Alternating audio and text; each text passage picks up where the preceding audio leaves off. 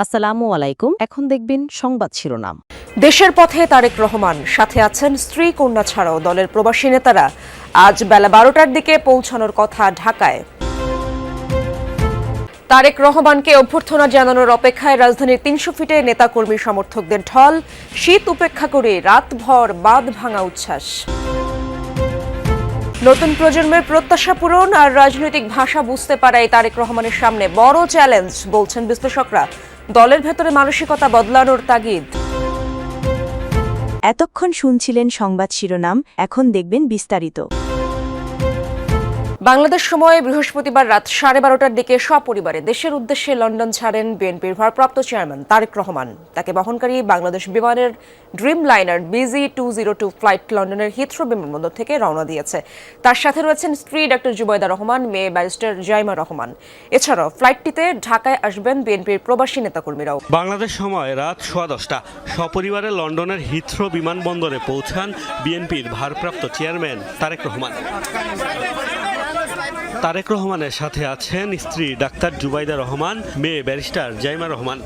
এটা বাংলাদেশের জন্য, গণতন্ত্রের জন্য এবং গণতন্ত্র উত্তরণের জন্য একটা ঐতিহাসিক ভূমিকা, এবং এই জন্য স্বতঃস্ফূর্তভাবে বাংলাদেশি দলমত নির্বিশেষে বিভিন্ন প্রফেশনাল লোকজন এখানে এসেছেন।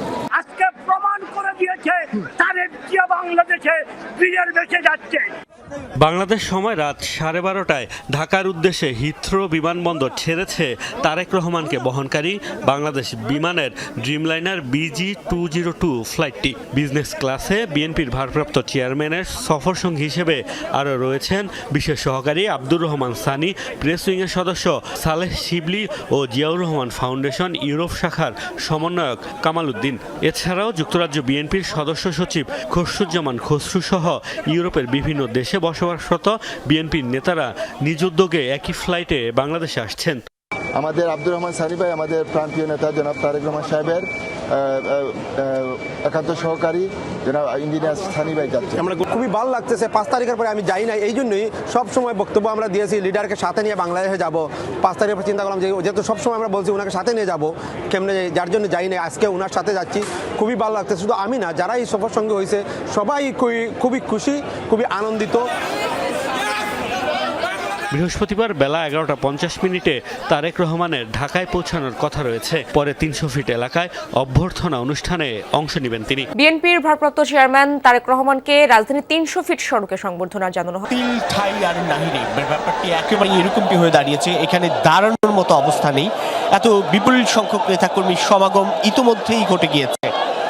আমি যেখানটা রয়েছে একেবারে মূল মঞ্চের ঠিক সামনে, সারা দেশ থেকে এই নেতাকর্মীরা ছুটে আসছেন ঠিক এই গন্তব্যস্থলকে কেন্দ্র করে, এবং সারা রাত এখানে অনেকেই ঠান্ডার মধ্যে, প্রচণ্ড কুয়াশা এখনও একেবারে দিনের শুরু, কিন্তু রাত্রি যাপনও করেছেন অনেকে এই ঠান্ডার মধ্যে। ঠিক এখানটায় কোনো রকমে গরম কাপড় ছাড়া বা যতটুকু পারা সম্ভব হয়েছে এসবের মধ্য দিয়ে, এবং সেই সব নেতাকর্মী যারা দেশের নানা প্রান্ত থেকে ছুটে এসেছেন তাদের প্রত্যেকের লক্ষ্য একটাই, দলের ভারপ্রাপ্ত চেয়ারম্যান তারেক রহমানকে এক নজর দেখা, এক পলক দেখা, কিংবা এই যে ঐতিহাসিক স্বদেশ প্রত্যাবর্তন সেটাকে স্মরণীয় করে রাখার জন্য, এই দিনটিকে তার স্মৃতিতে ধারণ করে রাখার জন্য, কিংবা দীর্ঘদিনের আন্দোলন সংগ্রামে রাজপথে থাকার যেই বিষয়গুলো ছিল সেই সব যার ডাকে বা যার আহ্বান সাড়া দিয়ে তারা রাজপথে আন্দোলনে নেমেছিল, সেই নেতাকে বা সেই নেতার স্বদেশ প্রত্যাবর্তন বা দেশে ফেরার এই দিনটিকে উপলক্ষ করেই তাদের আসলে এই ব্যাপক উপস্থিতি। মঞ্চ প্রস্তুত, এবং রাজধানীর 300 ফিট এই যে সড়ক, পুরো বিস্তৃত সড়ক জুড়েই আসলে ইতিমধ্যেই নেতাকর্মীদের এই ব্যাপক উপস্থিতি।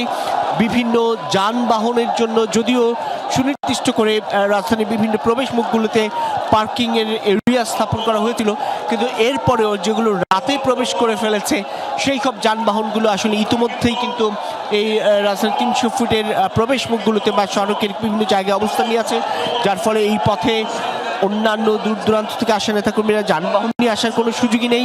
পায়ে হেঁটে আসতে হচ্ছে, বহু দূর থেকে হেঁটে হেঁটে তারা এই মূল পয়েন্ট বা মূল সমাবেশ স্থল যেটি সেটিকে উপলক্ষ করে এগিয়ে আসছেন।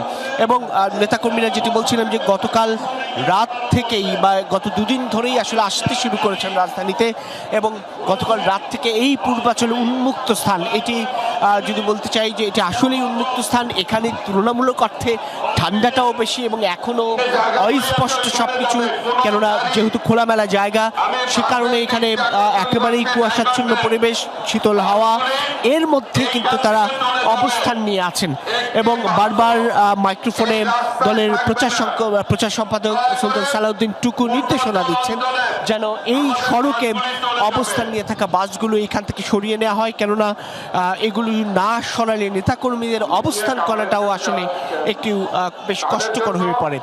যদি বলতে হয় যে নেতাকর্মীরা অবস্থান নিয়ে আছেন, তাদের অপেক্ষা দলের ভারপ্রাপ্ত চেয়ারম্যান তারেক রহমান ঠিক কখন নাগাদ আসলে এই সমাবেশস্থলে এসে পৌঁছাবে কিংবা দেশের মাটিতে পৌঁছালেও তারা সেই মুহূর্তটাকে উদযাপন করতে চান খানিকটা আনন্দের সঙ্গেই। নেতৃত্বের শূন্যতা, মাঠের চ্যালেঞ্জ আর ভার্চুয়াল বাস্তবতায় টিকে থাকার লড়াইয়ের ভেতর দিয়ে গেছে দলটি। সেই দীর্ঘ সময়ের শেষে দেশে ফিরছেন দলের শীর্ষ নেতা তারেক রহমান। 111-এর রাজনৈতিক পট পরিবর্তনে প্রথমে গ্রেফতার হন তারেক রহমান। 18 মাস কারাবরণের পর রাজনৈতিক বাস্তবতায় তাকে দেশ ছাড়তে হয়। সেই সময় থেকেই দীর্ঘ অনিশ্চয়তায় পড়ে বিএনপি। এরপর শুরু হয় 18 বছরের নির্বাসিত জীবন। একদিকে খালেদা জিয়ার কারাবাস ও অসুস্থতা, অন্যদিকে সরাসরি রাজনীতি থেকে কার্যত বিচ্ছিন্ন হয়ে পড়ে বিএনপির শীর্ষ নেতৃত্ব। এই সময় বিএনপি অভ্যস্ত হয় নতুন এক বাস্তবতায়। দেশের বাইরে নেতৃত্ব আর দেশের ভেতরে সংগঠন। ভার্চুয়াল নির্দেশনায় চলতে থাকে দলীয় রাজনীতি। একজন মায়ের চোখে যেমন বাংলাদেশ, তেমন একটি বাংলাদেশ আমরা গড়ে তুলতে চাই। এই বাস্তবতায় মাঠে ছিল দল, লাখো নেতাকর্মী সক্রিয় ছিল আন্দোলন সংগ্রামে। তবে সিদ্ধান্তগুলো তৃণমূলে ঠিকঠাক পৌঁছাচ্ছে কিনা সে প্রশ্ন ও সংশয়ও ছিল। উনি আসার মধ্য দিয়ে আমি মনে করি সকল ধরনের অপশক্তি দূর হয়ে যাবে এবং আমরা তারুণ্য সবাই প্রস্তুত আছি এই ধরনের অপশক্তিকে দূর করার জন্য। ওনার নেতৃত্বে আমরা সব সময় ঐক্যবদ্ধ ছিলাম, ভবিষ্যতে আমরা ঐক্যবদ্ধ হব। তিনি আগামী দিনে একটি নতুন বাংলাদেশ, সম্ভাবনার বাংলাদেশ, তারুণ্যের বাংলাদেশ গড়ার আহ্বান জানাবেন এবং সেই আহ্বানের মধ্য দিয়ে আগামীর বাংলাদেশ বিনির্মাণ হবে। 5 আগস্ট দেশের আরেকটি রাজনৈতিক পট পরিবর্তনের পর দীর্ঘ 18 বছরের নির্বাসন কাটিয়ে দেশে তারেক রহমান। বিএনপির নেতাকর্মীদের জন্য এটি আবেগ ঘন এক মুহূর্ত। তবে সামনে বড় প্রশ্ন, নেতা ফিরছেন ঠিকই, কিন্তু দল কি সেই নেতৃত্ব বাস্তবায়নের জন্য প্রস্তুত? তারেক রহমানের যে এই যে শারীরিক উপস্থিতি, এটি আমি মনে করি ভার্চুয়াল যে আমাদের তার রাজনীতি এবং সেখানে দলকে সংগঠিত করার ক্ষেত্রে যতটুকু ইফেক্টিভভাবে কাজ করেছে, তার শারীরিক উপস্থিতি এর চেয়ে অনেক বেশি কার্যকর ভূমিকা রাখবে। তারেক রহমানের এই 18 বছরে বদলে গেছে একটি প্রজন্ম। যে প্রজন্মের হাত ধরে ঘটেছে বড় একটি গণ অভ্যুত্থান। পতন হয়েছে দীর্ঘদিন ক্ষমতায় থাকা আওয়ামী লীগ ও তার সরকারের। বিশ্লেষকরা বলছেন এই নতুন প্রজন্মের রাজনৈতিক ভাষা ও প্রত্যাশা বোঝাই হবে তারেক রহমানের সামনে সবচেয়ে বড় চ্যালেঞ্জ।